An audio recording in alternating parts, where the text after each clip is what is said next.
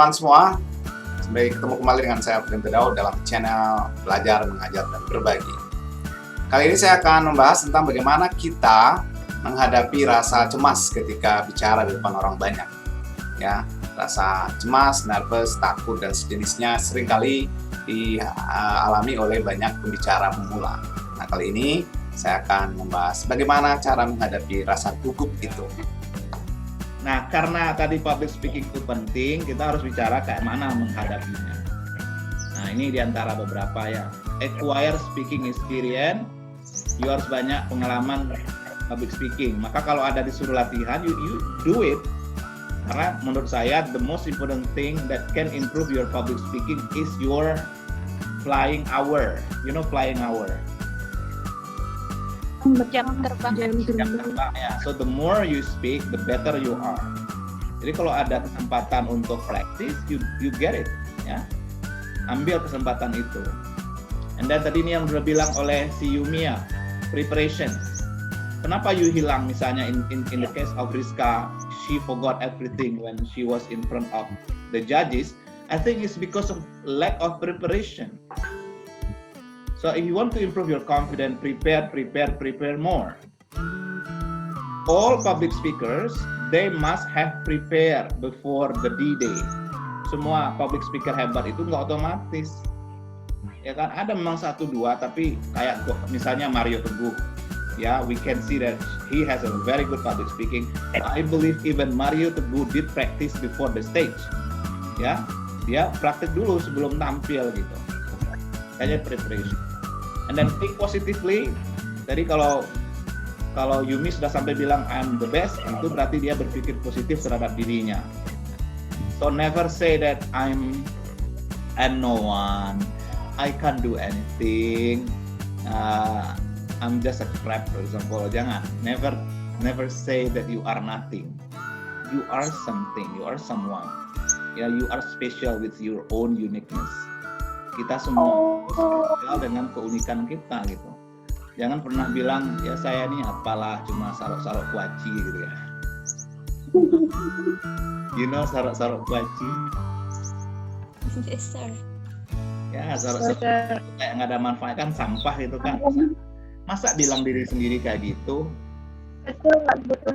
Ya itu yang berbahaya, itu yang membentuk namanya mindset kan dalam diri kita itu.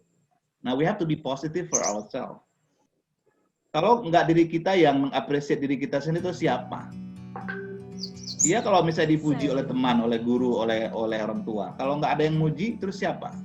Ya kita puji diri kita sendiri dulu. Tapi itu untuk membuat pandangan positif, bukan untuk membanggakan diri kita. Gitu ya. Just talk to yourself that I am someone with my own strength. Dengan kekuatan diri sendiri. Kita semua unik, everyone. Gak ada orang itu yang yang hebat selalu di semua bidang atau yang kurang selalu di semua bidang. Kita semua punya kelebihan dan kekuatan. Maka fokus pada kekuatan you, salah satunya dengan latihan yang banyak gitu. Ya, semua kita bisa dipelajari. Jadi jangan pernah bilang diri kita ini ya tak ada apa-apanya. Kan kita kata Allah itu kan, apa kata Allah? Sungguhnya walaqad khalaqnal insana fi ahsani taqwim. Do you know the meaning of this ayat? Sungguh Allah telah menciptakan manusia itu dalam bentuk yang sebaik-baiknya. Ya. Jadi you are the best creature from Allah. Masa the best creature dibilang gak ada apa-apanya, sorok-sorok kuaci gitu ya. Ya kan? Udah 20 tahun yo dibesarkan oleh orang tua yo, nghabiskan berapa banyak uang itu kan, tenaga, perasaan ya kan. Kemudian ujung-ujungnya setelah 20 tahun saya cuma sorok-sorok kuaci hasilnya. Sayang banget gitu ya. Ya, mungkin ini bercanda ya, tapi kalimat-kalimat yang kita ungkapkan sedikit demi sedikit itu mempengaruhi cara kita berpikir terhadap diri kita. It will create your own perception for yourself, membentuk jati diri, pada akhirnya your own identity. Jadi semakin sering you tulis, semakin sering you bilang I am only sorok-sorok kuaci garbage, nanti alam bawah sadar you will define yourself as ya as useless misalnya, kan bahaya itu, bahaya. Oke, come back to this issue. Terus know that most nervousness is invisible. Kau ngerti nih maksudnya? Ketahuilah bahwa kebanyakan dari kegugupan itu nggak bisa dilihat orang lain.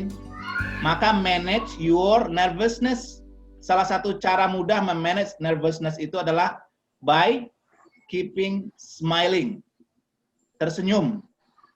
Jadi kalaupun you gugup orang nggak tahu. Senyum aja, padahal di dalamnya detak jantungnya bergemuruh gitu ya.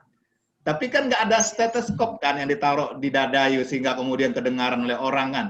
Biar aja dada you bergemuruh tapi your face still smiling. Okay everyone, today I'm going to tell you about blah blah blah blah blah blah. And you keep smiling, nobody knows that you are actually nervous. Gitu. Ngerti ya? And don't expect perfection. Jangan juga menjadi seorang yang perfectionist. Karena kalau you berharap perfect itu nggak akan mungkin. Semua orang ada kekurangannya gitu. Karena kalau you expect perfection itu yang kemudian menjadi under pressure. Ya, itu yang mungkin makin gugup gitu ya. Karena you kepengen tampil hebat, sempurna. Apalagi di depan you ada siapa, mungkin orang tua atau guru atau teman atau siapa gitu ya yang diharapkan bisa impress dengan penampilan you know. You don't expect for perfection. Just do the best you can. Ya, perfection is not for us. Ya, itu kan Tuhan yang punya gitu. Nah, terakhir ya, these are some ideas to boost your confidence everyone. Tadi sudah kita bahas think positively. Ya. Kemudian be at your best physically and mentally. Kalau lebih spesifiknya ini get your proper rest and nutrition sebelum tampil. Ya, makan yang cukup, ya istirahat yang cukup. Kemudian bahkan katanya partying, pulling all-nighters, and fasting before delivering a speech will cause you not be at your best. Ya, nggak usah juga misalnya persiapan sampai malam-malam gitu ya. Kalau misalnya besok you tampil sampai jam 2 malam masih latihan, no, it's not a good option. Ya, latihannya sebelumnya aja. Setelah itu malam tuh tidur lah, istirahat gitu ya. Kalau you besok ujian presentasi, jangan latihan sampai jam 2 malam. Ya, jangan pull yourself ya sampai jam begitu gitu ya. Baik, apalagi pesta-pesta semalamnya, no, tidur ya, istirahat yang cukup. Kemudian concentrate on communicating with your audience, ya, rather than on how nervous you think you are. Jadi jangan pikirkan, waduh saya gugup begitu, tapi pikirkan apa lagi yang harus saya sampaikan. Jangan mikirkan gugupnya, tapi pikirkan topiknya.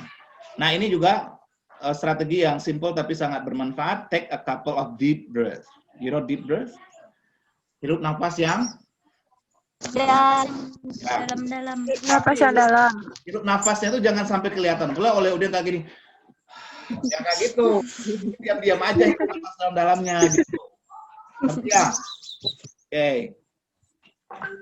Kemudian work especially hard on your introduction. Ya, jadi awal. Terutama ya di awal-awal. Kenapa introduction itu penting? Karena kalau you sudah berhasil di intro, itu biasa dia lancar kemudian untuk berikut-berikutnya. Tapi kalau intro you sudah gelagapan, khawatirnya nggak sampai ke tujuan. Jadi intronya terus lancar. Sampai kalau bisa itu, you sapa audien, kemudian audien respon, you kemudian saling tertawa. Kalau you sudah bisa tertawa dengan audien di awal, nah itu biasanya itu tanda bahwa you sudah bisa engage dengan audien, and I think your presentation will keep going running well later. Okay. Ini eye contact, make eye contact with member of your audience, kemudian visual aids, gunakan alat bantu. Nah, kalau kita online kan diantaranya bisa pakai PowerPoint, atau mungkin pakai gambar, atau pakai video, dan lain-lain. Oke. Baik. Saya pikir cukup dulu.